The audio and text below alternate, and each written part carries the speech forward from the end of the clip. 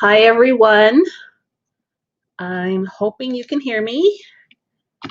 So if you can hear me, please let me know and then we will get started. Not yet. It's a bit of a delay from the time no, it's going to come, trust me. You're going to hear me. Yes. Yes. See, I shouldn't do that chat thing because it goes faster to you than I go to you. So I should always wait, start talking, then hit the chat, and then we wouldn't get the no's before we get the yeses. Okay, great. Thank you, everyone. All right, so welcome. And before we get started, I'm very curious.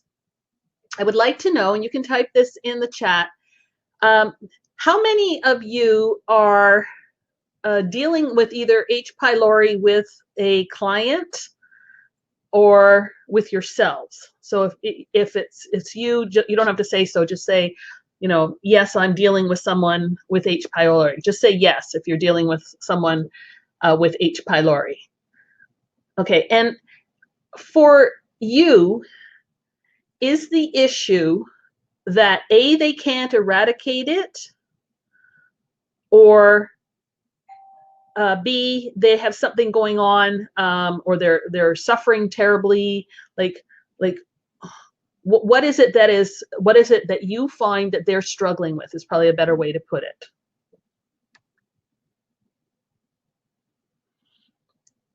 Because I'm very curious to see sort of what the stories are that people are dealing with. And this will make more sense when we get into the presentation. They haven't been able to 100% eradicate it and can't afford more testing to see if it's gone. Junie's saying just hard to get rid of, can't eradicate, gastric ulceration, long-term acid reflux and other issues. Okay, so that's, I think, struggling with digestion. All right, so that makes a lot of sense. How to eradicate it using more natural versus medications again.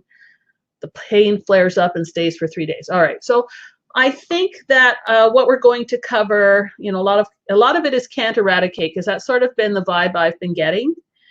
And I think what we're going to cover is going to give you some options that you can recommend, and hopefully that will be helpful for you. Okay, so we will pull up the, here we go, screen share. There we go. And you should all be able to see that now. Oops, I don't want to do that. Correct. So you can all see the screen now, and I'm going to take me out of the picture. You don't need to see me. There we go. Okay. So we're just going to talk about what we know about H. pylori. Is it good? Is it bad? Is it somewhere in between? And this is the agenda I have. Basically, a little discussion of what it is, how it's treated, why it's treated that way, the conventional approach, the alternative approach, and then some protocol information that should help you no matter which way a person is going, whether they're doing the conventional approach or they're looking for something more alternative. So this was a very interesting one for me to research, because there is so much information on this topic, yet it doesn't really cover much. And it all sort of tends to focus around the conventional treatment and what might be helpful to it, or why it's not working, or things like that. There really isn't what we can say a variety of information in terms of the topic. But there is probably more research than I'm surprised to find, and it was kind of hard to sort of get through it. None of it is conclusive from an alternative perspective, so we're not getting what we typically get, that that an alternative perspective could work this way and a conventional can work that way, and they both kind of work. So that's a little bit unique for it. And then the conventional approach seems to be very one note. They don't really seem to be exploring the function of the stomach, bacteria on a level that they are exploring bacteria in the gut, either the small intestines or the large intestines, or even the mouth. They really haven't done, there is some information, but not a lot. Okay, so we'll start at the beginning here. And I know you all know this, that H. pylori stands for Helicobacter pylori, and it's a gram-negative bacteria, which means that it belongs technically in the category of bad bacteria. Your lactobacillus and bifidus strains are gram-positive. But there's many H. pylori strains. So just like every other type of bacteria, whether it's E. coli or lactobacillus or bifidus, you have many types of strains. Even within, there's many different lactobacillus acidophilus strains and lactobacillus plantarum strains. Like there's just many H. pylori. And probably the H. pylori that any given individual has is a slightly different strain from other people, or, or they may even have several different H. pylori strains in them. So it was originally discovered in 1982 by Barry Marshall and Robin Warren, and it was basically found in a person who had gastritis and a gastric ulcer. And previously to that, ulcer had always been linked to stress and spicy foods, etc. They didn't suspect that a microbial cause would possibly be in play. And it was assumed that to have H. pylori, you had to ingest it. So, in other words, be infected with it. And this is not an uncommon perception with a lot of bacteria. There has been this perception that many infections are things you pick up and then it multiplies in you. And we know now that many of the strains of bacteria in the colon, even in our mouth, etc., our throat, they're there already. They're just kept at low numbers so they don't cause us any problems. And as a result of this, we have a better perspective that we're living with these microbes all the time. So they're calling it an H. pylori infection. I don't have a problem with that word when it's in high numbers, because I guess that's what we would always call something that is out of balance, and anything bacterial that would be too high in numbers. And the prevailing story is that it invades, burrows in the stomach lining where it hides, and then stimulates the stomach to produce more acid. And this has been the story since, as far back as I can remember, when I first, took the program at CSNN. This is what was taught. But that's not exactly the way it's playing out when we're coming to understand more about bacteria that is in us and how it works. So the doctors are not sure why some people get an infection from exposure to the bacteria. Like, why does it grow in numbers? They suspect that 50% of the population is infected, but there's no way they can know this, because you can't, unless you're tested for it, they have no way of knowing that you have it. And they'll only test you for it if they suspect an ulcer. So in terms of diagnosis, they will give you a physical exam, and they'll, press on your stomach to see if there's any tenderness or whatever. And they can do a blood and stool test looking for signs of infection. But the big test is this urea breath test. The person drinks urea, breathes it into a bag, and if H. pylori is present, then the urea will change to carbon dioxide. Now, of course, we expel carbon dioxide, so we're going to be putting carbon dioxide in the bag anyway. So what they're looking for is a higher than normal level of CO2. And that's basically how they assess it. These are the health issues that are connected to it: excessive burping, bloating, nausea, heartburn, fever, lack of appetite, or anorexia. That's not anorexia nervosa. That's just, they don't eat. Unexplained weight loss. And then from that, you could develop gastric ulcers, duodenal ulcers, down the road, stomach cancer, certain types of lymphoma. However, only 20% of those who are infected, and by infected, they mean that you have the strains. They don't necessarily mean that they're there at high levels or that you even have any symptoms. So this is why I think they're missing the boat as to what really is going on in the stomach and what kind of balance of bacteria goes on in the stomach that would explain why someone could have the H. pylori strains but not have any symptoms. But we'll get there in a minute. So only 20% are actually developing any issues. This kind of implies that perhaps it's supposed to be there, and it's only when it gets out of balance that it causes issues. So in terms of treatment, this is the shocking part for me. And I know you're all aware of this, that they use antibiotics, of course, and those are the most common ones that are used. And normally it's 2 that are prescribed, but I've heard of cases where they prescribe 3. So this is all at once. And usually it's up to a month. And then if you still have symptoms or the symptoms come back, they will repeat it. And they also will prescribe an acid blocking drug. So usually some type of proton pump inhibitor. And then if that's not enough, sometimes they will do what they call a histamine blocker, because histamine helps make stomach acid. So they're trying to make sure that they're killing the bacteria and that you have no acid. And we already know what taking antibiotics can cause. We already know that it has long-reaching effects beyond just taking the antibiotics.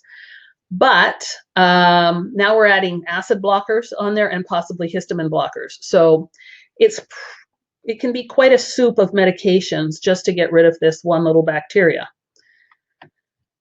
There has a failure to eradicate, as many of you mentioned in the chat. This is something that you're seeing either with yourselves or with clients or with family members.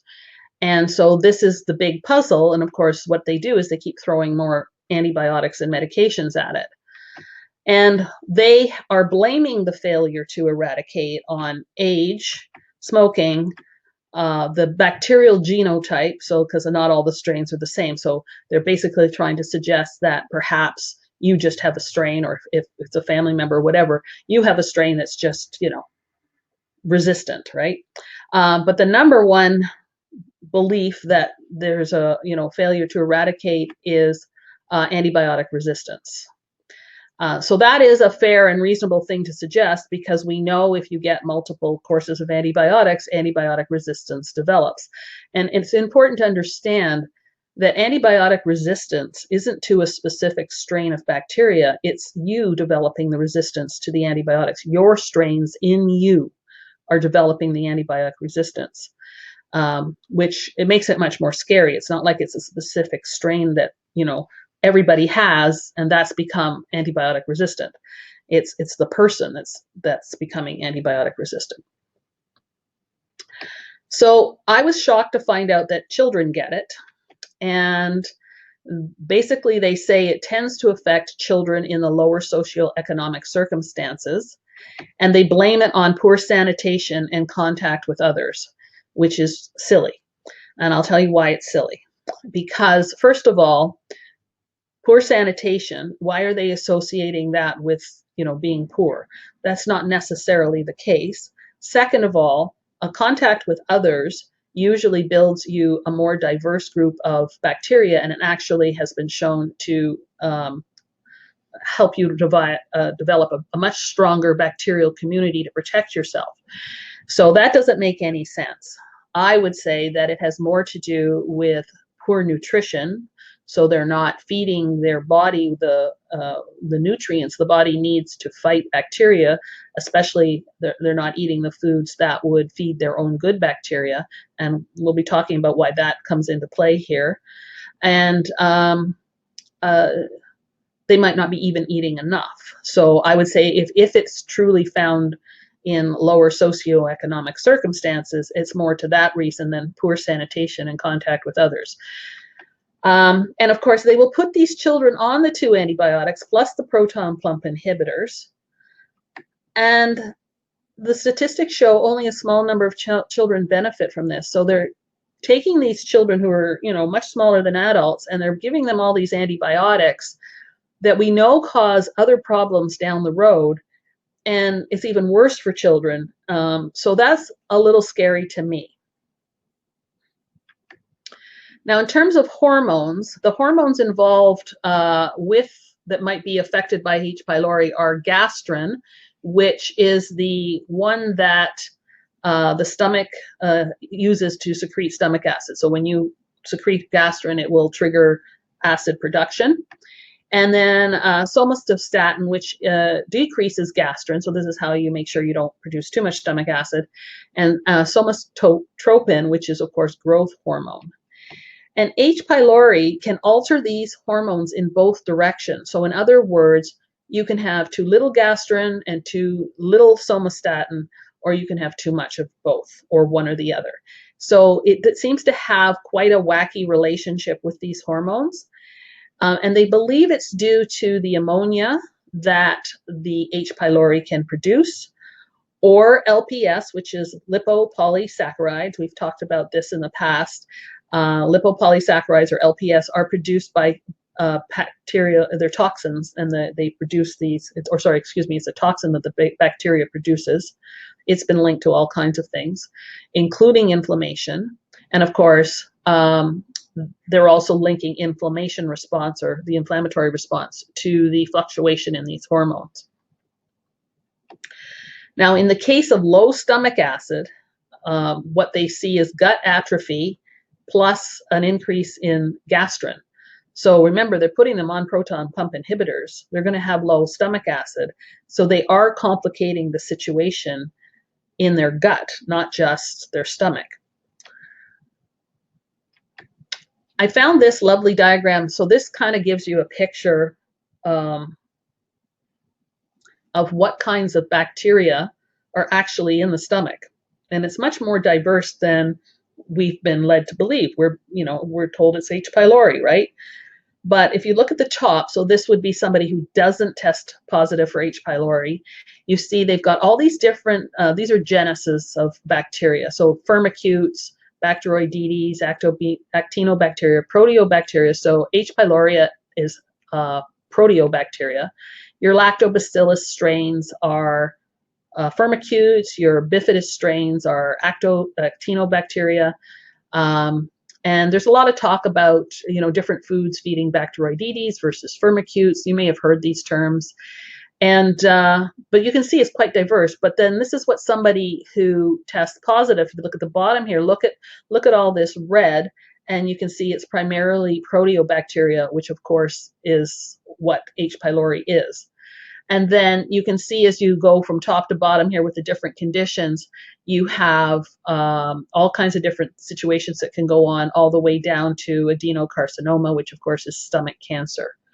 So as this progresses and as it's allowed to do its thing, the health conditions related to it just get more serious.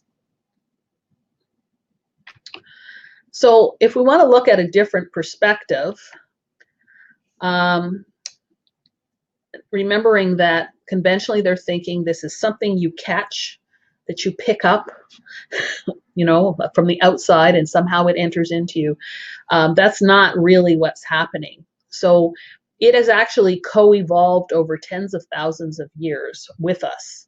So it's been around a long time, just like we have. And it has survived in us because of its ability to inhabit the gastric mucosa. So this ability to embed into the stomach lining, it's not any different than what our Lactobacillus and Bifidus strains can do in the gut, so in the small intestines and the large intestines. They also embed into the gastric mucosa. They also use the mucosa, not the gastric mucosa, but just the mucosa. And they also use the mucosa as a place to protect themselves and hide and function and replicate and do all those sorts of things. So that kind of indicates that it's probably belongs in us, and maybe we all have it. Now, having said that, it's very important to understand that just because a bacteria strain might be native to us doesn't mean every single one of us has it. Some of us are actually missing specific bacteria strains. So there could be people who don't have any H. pylori at all, but I would say that a good majority of us probably have this strain in us in some level. And it mutates very easily because it's in the mucosa. It can adapt and survive. But also in the stomach naturally well, you saw there was all kinds of families, but also we know specifically that there are obviously H. pylori, but there are streptococcus, and remember there are good streptococcus strains and bad streptococcus strains, and there are lactobacillus strains. And this is a really important piece of information because there's a lot of people out there, primarily people who are promoting the spore bacteria, and they are essentially saying that probiotics don't survive the stomach acid. Well, some of them actually live in the stomach, so that's not true. Lactobacillus strains are actually, not all of them, some are more hardy than others, but there's quite a few that are quite hardy and are not affected by acid, and the same with the streptococcus. Because remember, the streptococcus are in your mouth, they're in your throat, they go through the stomach, and there's some in your small intestines. So they're pretty hardy too. And so this is good news, but what it's telling us is that there's a balance of bacteria going on here, just like in the mouth and the small intestine and the large intestine, which means in general, the lactobacillus strains and the streptococcus strains are probably keeping the H. pylori at bay in people with healthy guts and who haven't lost diversity of strains or been on too many antibiotics or whatever. So one of the questions I would ask someone I was working with H. pylori, I would ask them if they had been on antibiotics in what way prior to the development of the H. pylori problems that they're having. So I hope that makes sense, that there's this relationship that is going on. I'm just looking to see if you've got any questions here. So Sylvia's, oh wait, I should start down here. So Joanna's saying they're blocking the acid in the stomach and then also medicine to help the stomach make more acid. No, they're not giving them, well, at least not that I'm aware, stomach to make more acid. They're just blocking the acid. And Nancy's saying she knows of a 5-year-old who was on this protocol. Suzanne says, oh no, that's lost connection. Hopefully you're back again. And then Sylvia's saying, is H. pylori transferable from one person to another? There is information out there that says it's contagious, but there's no evidence that it actually is. But they used to think that about E. coli, and they used to think that about staphylococcus and things like that, when in actuality, most of the time, if you have a staph infection or an E. coli infection, or a strep throat infection, you didn't catch it from anyone. You had it in you, and your own natural good bacteria wasn't strong enough to keep it down, and it was allowed to proliferate. And so what it's looking like is a lot of this information is that it's proliferating on its own because it's already there, not transferable from one person. And trust me, I looked hard for this, because when you go onto websites, you see that wording used all the time. Yet I came across research saying that if it is going from person to person, they have no idea how. So if they have no idea how at this point, that's probably not what's happening. Okay, so let's go back to our presentation here. All right. That's not our presentation. This is our presentation. Okay, so I'm hoping that if you understand how bacteria works and the gut works, then as soon as you see good bacteria strains present, you know that they have to be playing a regulatory role, because we've seen that in every other area of the body. We've seen that in the mouth, the vaginal tract, the urinary tract, the small intestine, the large intestine, the skin. This is what we see. So this, if they're there, and by the way, this is not easy information to find, because I learned this from a probiotic researcher. It was a seminar I took, a 6-hour seminar, and he was explaining all the basics. And he's the first one who pointed this out to me. And I did come across that diagram I just showed you, which shows that there's more there than they thought. but it's not something that is being researched very much in terms of what should be there naturally. There is a lot of research about probiotics in H. pylori, which I'll get to in a minute, but not an understanding. There doesn't seem to be any understanding that the lactobacillus strains are there naturally or should be there naturally. And the minute you see that scenario, you should go, okay, so they're supposed to keep H. pylori down in a healthy body, and so something has happened to them. This is what you should think when you see something like this. Now, there's not a lot. There's only about 10,000 CFUs in the stomach, but they're there. So the question then is it a pathogen? Well, it turns out that if you have too little H. pylori, it's been linked to some conditions as well. So they've noticed that after eradication, there's an increase in GERD, but we don't know if that's because of how they've messed up the body or because there's a lack of H. pylori. Because remember, they put them on those proton pump inhibitors.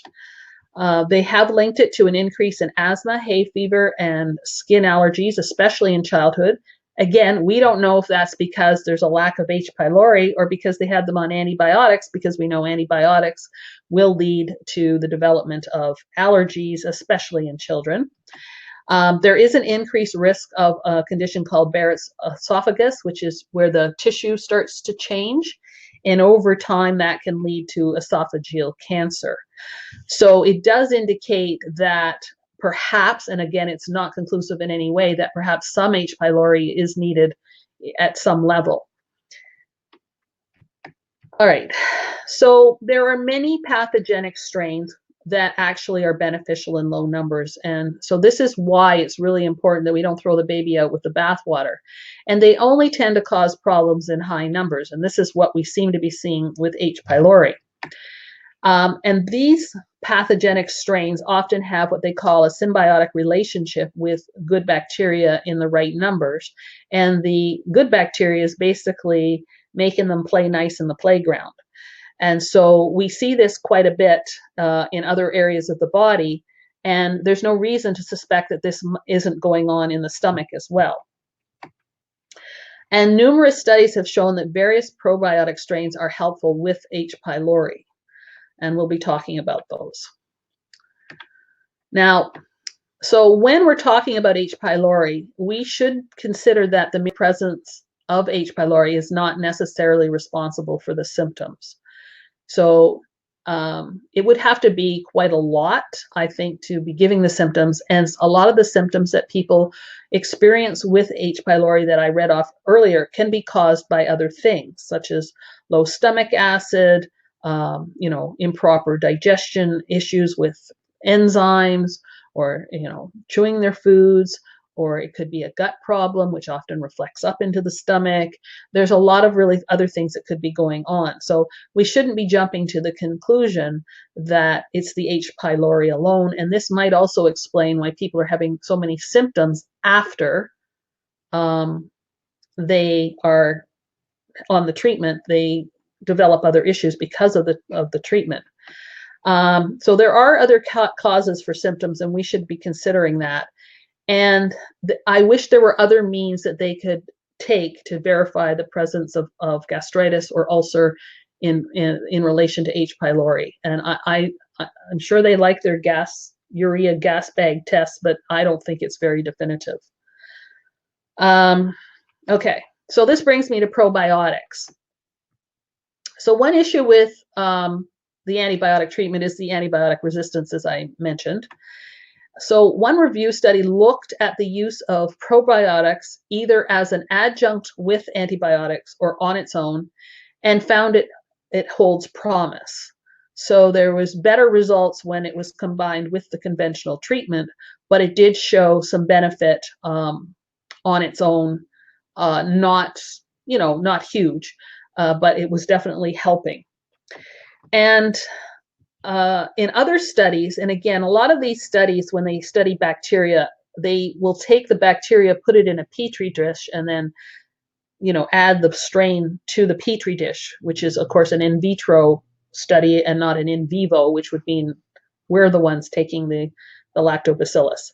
But they found that these three strains, L. fermentum, L. casei, and L. brevis all were able to inhibit H. pylori bacteria. But again, that's in a petri dish. They also found that L. fermenti and L. acidophilus showed ability to do this in a mouse study. They found that L. reuteri has been used successfully in conjunction with conventional treatment. And L. plantarum, especially this particular strain of L. plantarum, B7, inhibits inflammation and inhibits H. pylori and reduces inflammation in rats. And then L. gasseri has, with treatment, so the conventional treatment, helps protect against this particular antibiotic, clarithromycin, resistance. So they are studying different strains to see if they can make the conventional treatment more effective or see what they can do on their own. And this is good news because we can use some of this information now. I'm mentioning phototherapy because this came up. So there's a human pilot study looking at this as a potential treatment for H. pylori, and they're using a laser technology. They're applying it to people when antibiotics fail. And so they take intragastric violet light phototherapy and they, do it to the stomach. And they find it's feasible, safe, and it could be an approach to eradication of H. pylori. However, the H. pylori returns after the treatment. And again, this tells you something. This tells you that if a balance is supposed to exist between certain strains of bacteria, good and bad, in the stomach, then all this eradication is not going to work unless the stomach is repopulated with the strains of good bacteria that should be there to keep it at bay. And this is a common theme we see in a lot of things like urinary tract infections, IBS, fighting C. difficile. There's so many different conditions where we see this. They also did, so lactoferrin is a protein found in milk, and you also have it in your body. It's in the mucus and it's in bile. And it is antibacterial and it has iron binding properties. And a lot of bad bacteria uses iron, so that's a good thing. And it was found to inhibit H. pylori and reduce infection rates without any adverse effects. And this was according to a meta-analysis study. It's also helpful with conventional treatment when paired with probiotics. So there's several studies with this. The main one was when they paired it with the probiotics and did it with the conventional treatment. There's a lot of studies about probiotics with the conventional treatment. Now, lactoferrin, it comes separately on its own in a supplement, but it's also available in colostrum. So the question then becomes, what can help? What can we do on an alternative level? And there's a number of things we can do. I'm just going to check back in here to see how you guys are doing.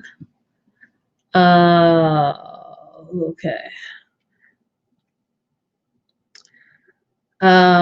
So Heidi's saying there is evidence for fecal oral transmission. That doesn't, I know they've said that, but it's not actually been proven because you'd have to explain to me how that would occur, since it's primarily found not in the colon, it's found in the stomach. These are what do I call these? Theories. They're theories that what they've been trying to figure out. And Joanna's saying, does lactoferrin prevent the human host from accessing iron as easily? No, it's still available when it moves on further down into the intestinal tract, and you have other bacteria there that would assess and assist with that. Because remember, your main area of absorption is in the small intestines, not in the stomach. So that's not an issue either. You guys ask really good questions. Okay, so what can help? So mastic gum, this is a resin from the mastic tree. So one study found that 350 milligrams 3 times a day for 14 days helped some of the participants with eradication. It's also helpful, a lot of these things they found are helpful with conventional treatment when combined with conventional treatment. Other studies have not obtain the same results. So one of the things I want to stress here, and if you're going to do this with an alternative method, it's not going to be one thing. It's going to be a combination of things, just like we see with gut work or any other type of protocol. You can't just rely on a single supplement or a type of food. So my goal here is to give you a number of options, and then you can combine the right ones that you think will work for the person, and this may help. Another one that is very well known for H. pylori is Manuka honey. So it's made by bees that pollinate flowers from the Manuka tree in New Zealand. And the Manuka tree is just a category. There's actually more than one kind of tree that's a Manuka tree. Studies have shown it's effective at inhibiting H. pylori. And I've known about Manuka for years. I remember that was probably one of the first things that came into the health food store for H. pylori back in the early 2000s.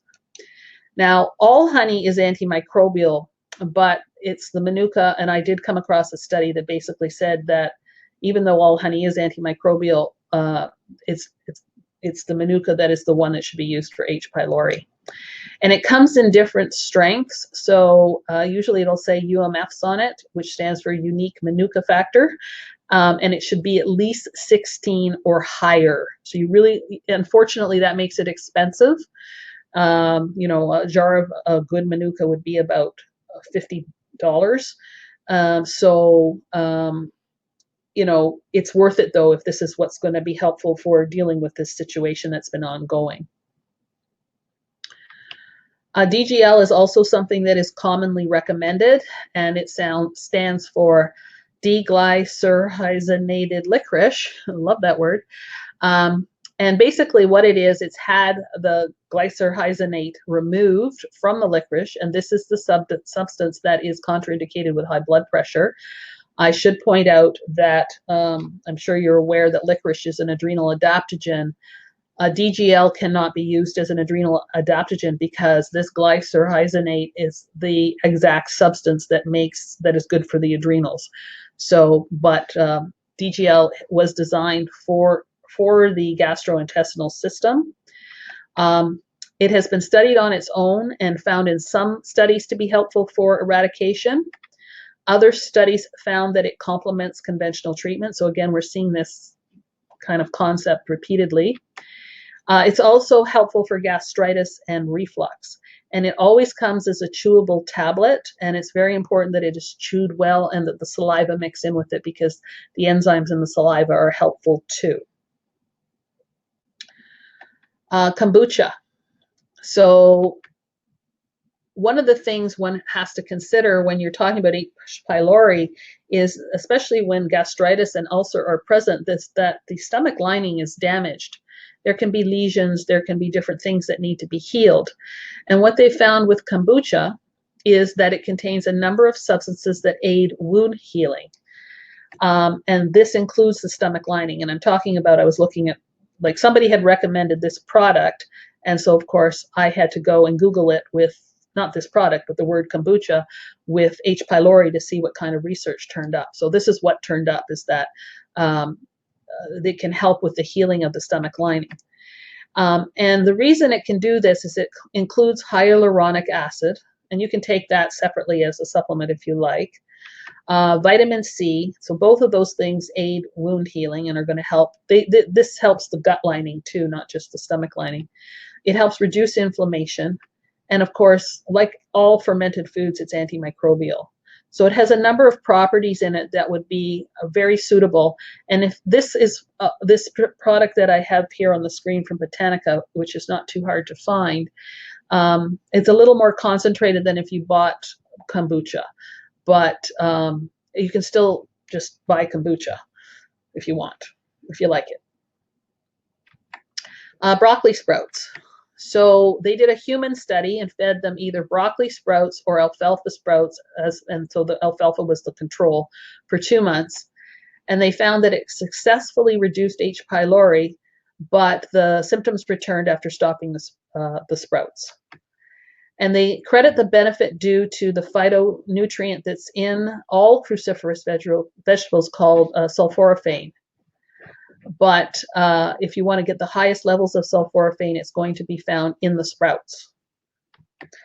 Now, other foods that are helpful are green tea. So a 2009 study found that it may slow the growth of H. pylori and possibly help kill it.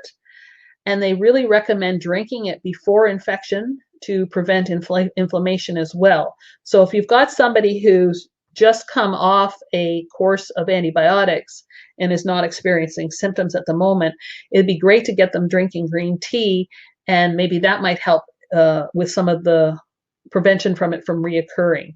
And I'm not saying just do green tea alone, but this is a good thing to add into their diet anyway. So if it's going to help with the H. pylori, even better. It also helps with gastritis. Olive oil has been shown, again, this would be in a petri dish, to be antimicrobial for 8 different strains of H. pylori. So it's stable in gastric acid, so there is a good belief that if you consumed it, that this would be helpful to you. Kefir and yogurt. So one study found, again, this is combining kefir with the conventional treatment or combining yogurt with the conventional treatment, and this was a human study, that they found that 75% of the participants had effectiveness with the kefir versus 50% for the yogurt. But the good news is it's still 50% for the yogurt, which means if somebody doesn't like kefir or they can't get the kefir with kefir grains, they can still try yogurt in conjunction with other things, and it will be helpful. And these two particular strains that are found in yogurt, the Lactobacillus delbrueckii bulgaricus, it usually just says bulgaricus if it lists the strains in the yogurt, and Streptococcus thermophilus. These are the 2 most common strains used in yogurt, and they have both been shown to be helpful when someone is taking conventional therapy. So don't be afraid to recommend yogurt if that's what the client likes, although they would probably do better with kefir. Now, kefir has also been studied with H. pylori with conventional therapy and found to help limit the side effects of the conventional therapy, which is very good news. So I would say if you can, kefir with kefir grains, number 1. And if the client doesn't want to go for that or can't find that, then yogurt. And then we have sauerkraut. So sauerkraut added to conventional treatment, again, this is another study, enhanced effectiveness. And in particular, they felt that the L. plantarum was the most effective strain in the sauerkraut for inhibition. L. plantarum is also found in kefir. So again, a lot of the strains that we have seen are beneficial, are available in some fermented foods. Now, when it comes to probiotic supplements, there was a study that it was a probiotic supplement with 8 species in it, and 80 people, so 40 got the probiotic supplement and 40 got the placebo for 10 days.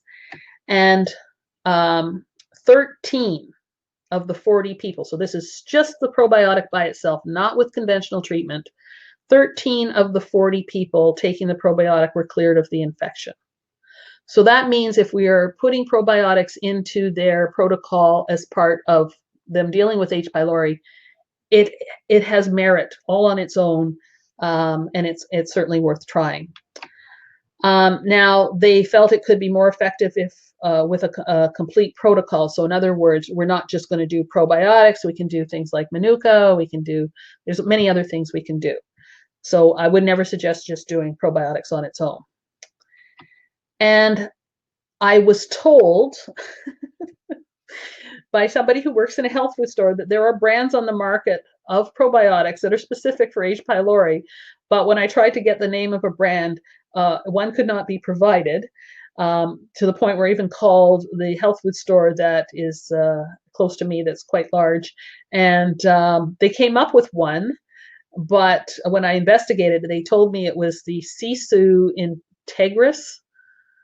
And so I looked it up. I saw that it does have L. plantarum in it, but not L. plantarum B7.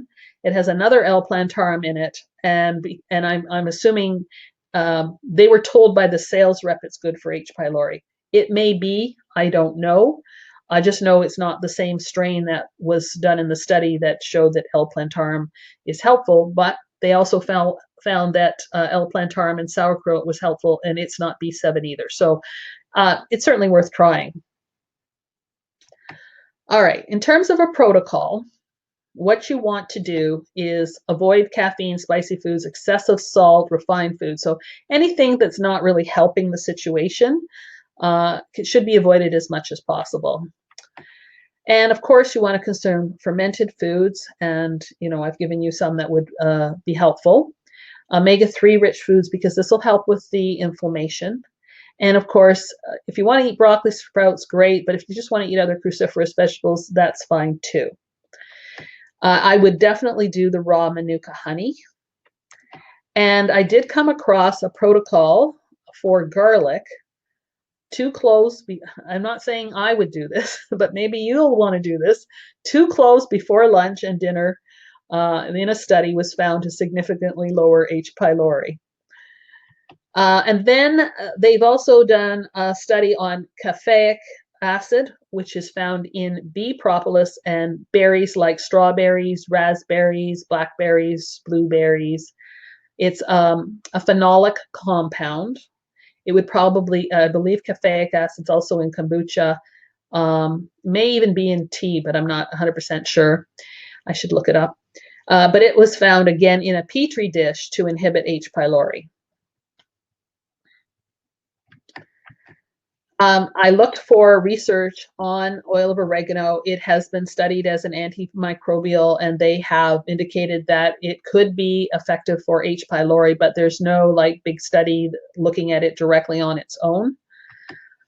There is a study with oregano powder mixed with cranberry powder being effective for H. pylori. And there is some information about grapefruit seed extract being helpful because of its antibacterial nature. They even mentioned that grapefruit juice on its own was antibacterial. And the other thing they found for H. pylori with grapefruit seed extract is that it helps heal lesions. Remember, we do have to repair the stomach after the eradication, right? So we also mentioned the probiotics with lactoferrin or with colostrum. If you're going through conventional treatment, this could be a very effective way to see better results. And one of the things I want to mention, some of you know this, some of you don't, but when you take probiotics with antibiotics, it actually helps your own bacteria recover faster from the antibiotics. So one of the reasons antibiotics are so detrimental to our good bacteria, it seems that the bad bacteria has some type of an advantage to recover faster than the good bacteria, which is why you often end up with a dysbiosis situation going on when you take antibiotics. Well, it's the same as true for H. pylori. So you're actually giving the advantage to the H. pylori, and what you've hurt is the natural lactobacillus and streptococcus strains and other strains that were there to keep the high H. pylori at bay. But there's a lot of studies that show that probiotics with antibiotics actually aids and another thing you can take is Saccharomyces boulardii, which is a yeast strain. That's also been shown to be very helpful to allow the good bacteria to recover faster and not give the advantage to the bad bacteria. And then what you want to do if you're going to go on probiotics with lactoferrin or you're going to take probiotics and colostrum is continue this after the treatment. So you do have a process where every bacteria in your body is going to need some help to recover. And so you want to give them the advantage of having the probiotics, which is going to be helping them do some of their work while their own residential bacteria starts to grow and replenish. Okay. So if they've had multiple courses of antibiotic, they're going to need a full gut health protocol. So this would include of getting rid of dysbiosis, repairing the stomach and gut lining, because it doesn't matter that they were going after the stomach, they damaged the gut too. This would include fermented foods and, of course, prebiotic foods, which are going to feed your own good bacteria.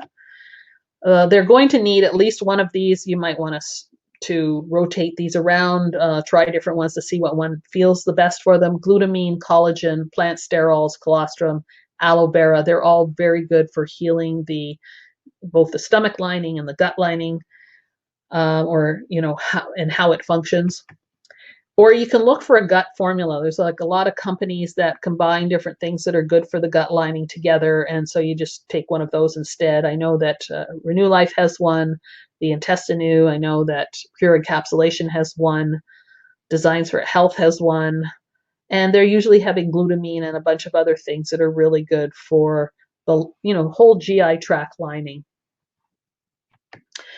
And finally, it is possible to control H. pylori without antibiotics. It just depends at what stage people are at. But what it's going to require is more than one item or supplement. So one of the reasons I wanted to give you a combination of foods and supplements is you're going to have to combine them, and it'll be more effective than trying to do just one of them. If you can develop a protocol with foods and supplements that really work well for the client, and they don't, they get rid of any symptoms they have and they don't experience any new symptoms, then they don't need the antibiotics. The problem we have is, what's in our scope of practice. So if they've had a doctor tell them to go on the antibiotic treatment, it's not really in our scope of practice to tell them otherwise. We can certainly provide them with information, and it's up to them what they do or don't do.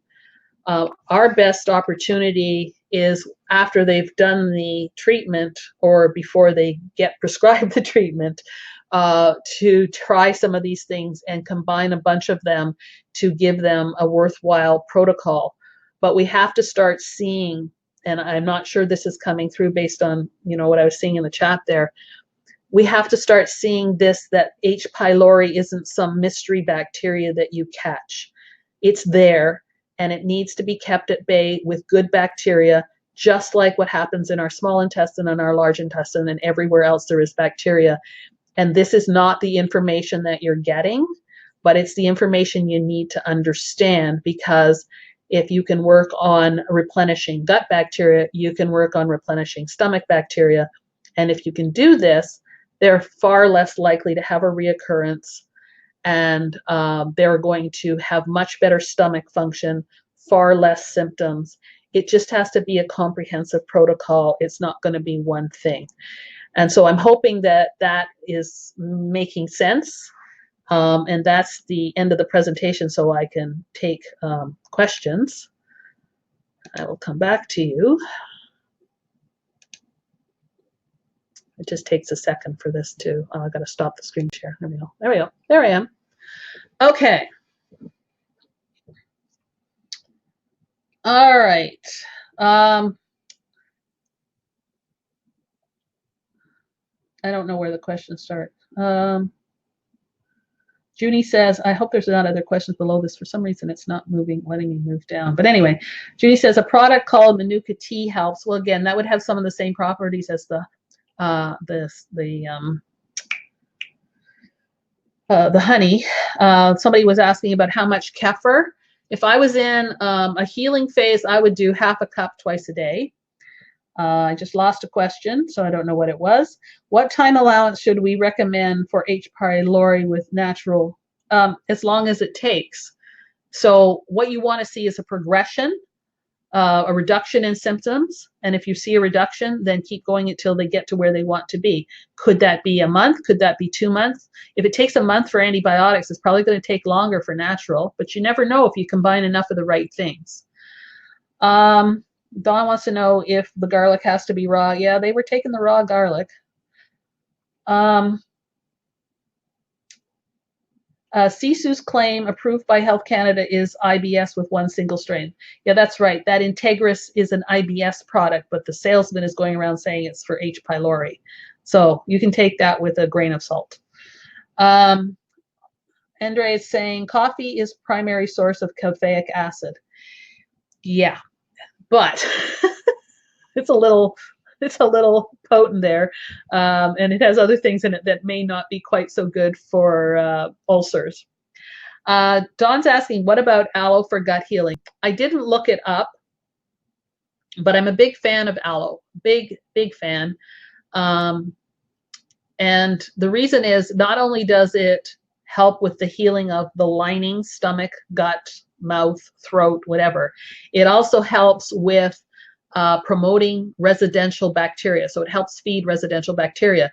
And if that's what we're trying to do for the stomach, just like we would be doing for the gut, then that to me would indicate that aloe would be an excellent thing. But I would recommend the gel, not the juice. You want it thicker.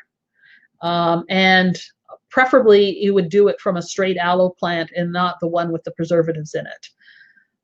So fortunately we can buy aloe leaves, big huge aloe leaves now, and you just split it open, squirt out the gel, maybe mix it with about a little bit of water.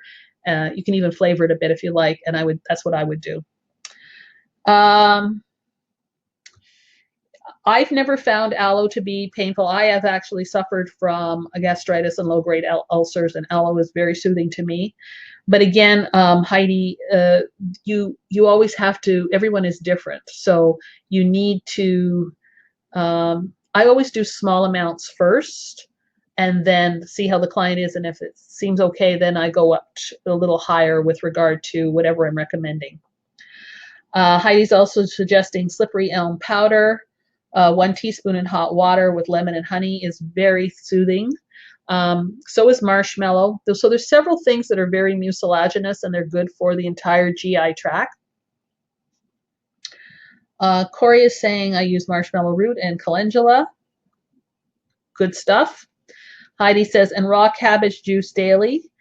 It stimulates the mucin production in the stomach and protects the lining. And add apples and beets for palatability. That sounds yummy. By the way, even the cooked cabbage juice is very helpful for people who don't like raw. I personally like raw cabbage juice, but you know, everybody's different. Joanne's asking, what's the role of the proton pump inhibitors? Well, they're basically doing that because if H. pylori stimulates acid production, and in normal numbers, it's not a bad thing, that's a good thing. But when you have too much H. pylori, you're overstimulating the acids, which means you're putting the mucus lining at risk for wear and then the development of the ulcer. So they're blocking the acid so that you can't have this excess acid. That's basically what they're doing. Doris is asking, how much Manuka honey daily? Normally there's instructions on the bottle, but I would do a tablespoon twice a day. Again, it depends how expensive it is and how much you want to eat this stuff. It's not even good tasting honey, by the way. It doesn't taste like normal honey, but it's really good. Nina's asking, how does Saccharomyces boulardii help? So Saccharomyces boulardii has been shown to be helpful to promote residential bacteria and protect the lining. So good stuff. Okay, so do protein pump inhibitors increase gastric acid cancers? I don't know. I haven't looked at the research for that. I know they're not helpful because we do need proper stomach acid for the whole system to function properly. And so when we block it like this is not good. But I haven't researched that. Jane is asking, what about Matula, which is different from Manuka? It seems to pop up a lot when looking for info on HPV. I'd have to look it up because I've never heard of it. I will do that. And when I send out the replay, I will tell you what I find. Titania saying, I know there are 2 dangerous strains of H. pylori and the DNA stool testing is available to detect it. What if the person doesn't have dangerous strains or even symptoms? Should we eradicate H. pylori in this case? That's the big question right now. This is what people are asking. Is eradication the way to go? But unfortunately, the vast majority of professional opinion is still on the eradication side. I think if there's no symptoms, you shouldn't eradicate. I think you should do things that are appropriate for stabilizing your overall GI tract function, promoting your beneficial bacteria everywhere in your GI tract function, and just basically being healthier. And I think they'll never have a problem with the H. pylori. Do we need to worry about the sugar content in the kombucha when it is using it therapy? No, don't even worry about that. Kombucha would have no benefit at all in any study if the sugar was any issue, and clearly many studies have shown benefits of kombucha, and I mean real studies. I don't mean internet blogs. It's very good stuff. Sylvia's saying antibiotics may not necessarily work either, right? Well, this is the problem. You've got two issues. Number one, they're finding that it doesn't eradicate, right? Because it's native. If it's native to you, you aren't necessarily going to wipe it all out with an antibiotic, just like you don't wipe out all your bacteria with an antibiotic, good or bad. So why they think they would do this with H. pylori, I don't really know. But the other thing is the antibiotic resistance. This is a real situation that's going on right now, that they're developing more antibiotic resistance the more they take the antibiotics to try to eradicate it. So it makes sense, if you can, to live with H. pylori in peace, right? Live with it and let good bacteria strains keep it at bay, and consume foods and take supplements that may be helpful to make sure it stays at bay, especially if you're prone to it. This is the approach we take for everything. So why wouldn't we take this approach with H. pylori? It's because people haven't been doing it or trying